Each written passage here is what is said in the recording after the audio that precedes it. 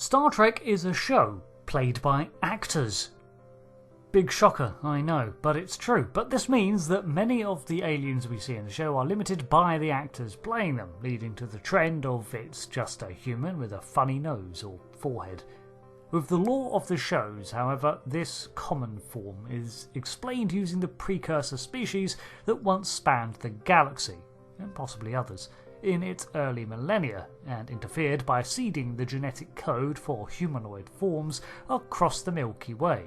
Because of this, many aliens evolved around the upright torso, 4 limbs, and a head on top with all the sensory bobbles attached.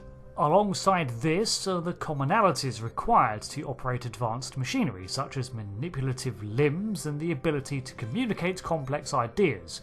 So there's a lot of shared ability. However, not all aliens in Star Trek are humanoid.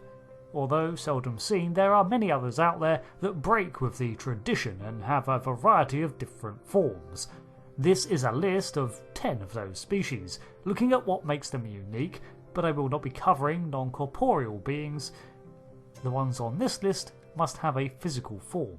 So, beginning this list, let's look at the first that came to mind, the Tholians. These aliens are encased in a mineral shell of crystals and have a multitude of spindly limbs. Their forms are not suited at all for your standard humanoid M-class atmosphere, but they thrive in Class Y planets of high pressure and heat. On top of their head they had 2 glowing eyes and communicated through resonating their crystalline carapace, creating a screeching chime. The Tholian assembly has not always been on great terms with the Federation, initially coming to conflict over territory, but it's worth noting that every interaction with the Tholians we see has included some form of time travel incident or dimensional rift. Alongside this, there have been several off-screen conflicts mentioned, including a conflict in 2353. However, they were open for trade with pretty much anyone not Starfleet. When off-world or out of their native environment, they had to wear mechanised pressure suits. Next up, I thought we could look at the Baneth, but then I remembered they did not like to be looked at or acknowledged in any way, and secrecy to them is paramount. Their actual name is unknown, with the name Baneth drawn from the Kassat language and translates into Shadow People. They spend their entire time under cloak, whether space station, ship or individual, and board vessels passing through their space to assess their potential threat.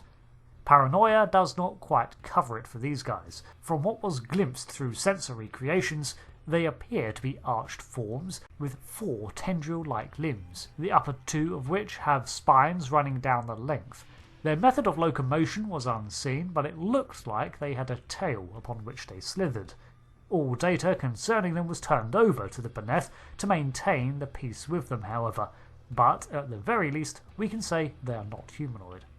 In Star Trek Enterprise, we come across a rogue planet called Dakala that, while completely shrouded in dark, was heated and habitable due to its own geothermal activity. The Wraith that lived there were technically shapeshifters, but in their natural form they appeared slug-like, with frills. Their ability to shapeshift was highly developed, although not near changeling levels, and they were so complete with their adaptations that they were indistinguishable from the real thing, even to sensor scans. On top of this, they were telepathic and could read the minds of interlopers and pick a form from their memories or expectations to manipulate them. Fortunately, they were only hostile when threatened, but showed no desire to leave their home planet. There are several species, aside from the aforementioned Tholians, that the Federation has had skirmishes with in the past, and several of them are also non-humanoid. Maybe this gives some credence to the thought process behind the progenitors' seeding of the common form. Anyway, the Shelliac are one such species. Their forms are barely glimpsed, but appear to be lumpy? That's about all we can gather. It's not even clear if they don some form of clothing or coating to shroud their body, or if this is their skin, but it has a reflective triangle pattern all over it akin to scales. It's not only their appearance that is strange to humanoids, however, but their language too is so complex that even telepathy cannot overcome the language barrier, and the Shelliac consider the inferior humanoid linguistics a sign of Shelliac's superiority. Thankfully, the Treaty of Almonds keeps them from acting on their xenophobic impulses, and their native environment was also speculated to be an oxygen-argon atmosphere, or something similar, as they preferred H-class worlds.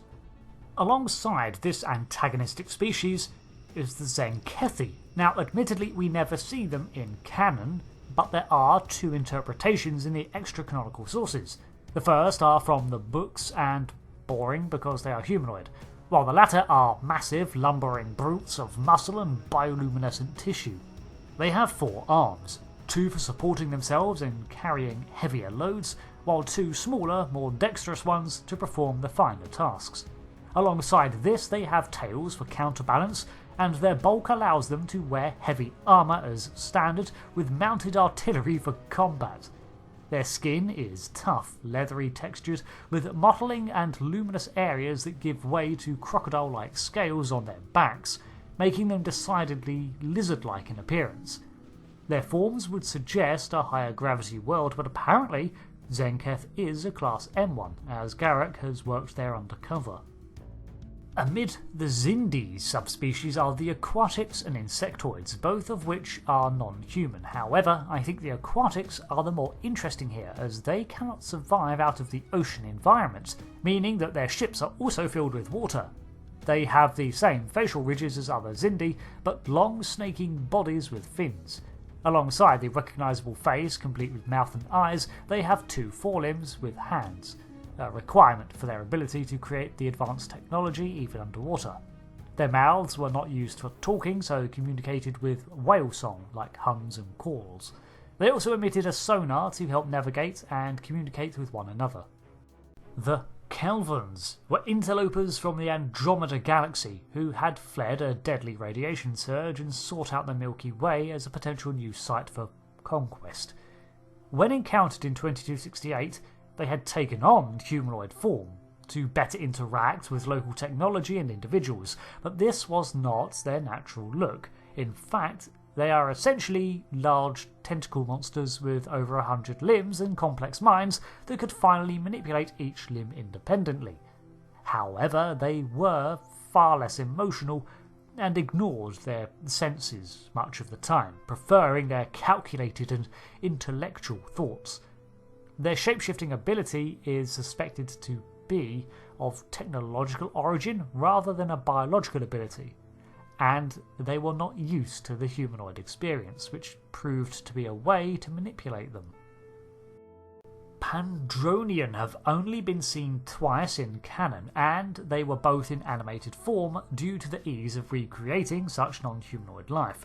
On first appearances, you may think that they are very humanoid, but they are in fact a colony of creatures that all link together to form a single individual, in air quotes. Sometimes the colony parts would go on to exchange with new colonies, forming entirely new individuals, ending the existence of the original.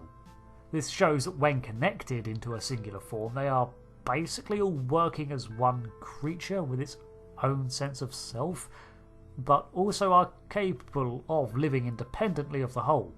A very strange existence, if this is so. And to top it off, they are born from eggs. They are not a Federation world as far as I can tell, but are affiliated with the UFP through officer exchanges and training drills. These 3 segmented beings, or are there more, are definitely one of the strangest concepts out there, and definitely more suited for a cartoonish appearance. Although I do wonder what a live-action Pandronium would look like. Following the animated theme, we have the Lactran. These were large, slug-like creatures that could not move much, but had a trunk-like appendage with manipulative tendrils on the end. Their large but squishy body was host to one of the most powerful and complex organic minds, and they had strong telepathic powers. These aliens are one of those zoo collector types, you know the trope. They find other aliens less advanced than they are and bring them to their collection of aliens to study and marvel at. Their minds, however, moved at such speeds and with such complexity that an unprepared telepathic link was dangerous, and even the disciplined mind of a Vulcan could not keep up. Their IQs were in the thousands by infancy, and their telepathy could be bolstered by shared efforts. Basically, these guys seem to be slug-shaped organic supercomputers with mind powers. Further contact with them is promising, and confrontation is not expected, although they seem pretty consumed with their own agenda for now. And the Excurbians are an incredibly powerful species from Star Trek, especially for ones still possessed of physical carbon-based forms. Their native form is that of a large, bulky, rock-covered, vaguely humanoid shape, but they have two large clawed arms and their head would glow in places when they spoke. Internally they were supported by a sturdy skeletal structure that did possess an extraordinary ability to scan and recreate matter at will. They did this to their own forms frequently, and when combined with the scanning of an individual's mind, they were able to adopt a completely new form, replete with the memories of that individual. Because of their incredible ability, they could also inhabit any location and even exist as the ground on which one stood. Their ability to simply recreate at will, even using their own matter, makes them unique even amongst the shape-shifting species, in my opinion. So, thank you for watching this list, and naturally there are so many more out there that were not included. I feel I should add special mentions for Species 8472 and their tripod design, as well as the Adosians for a similar look. But I think the ones I have picked here are some of the stranger non-humanoid life encountered by Starfleet over the years. But until the next video, thanks again. I've been Rick, and I'll see you later for another lore video or similar. Until then, goodbye.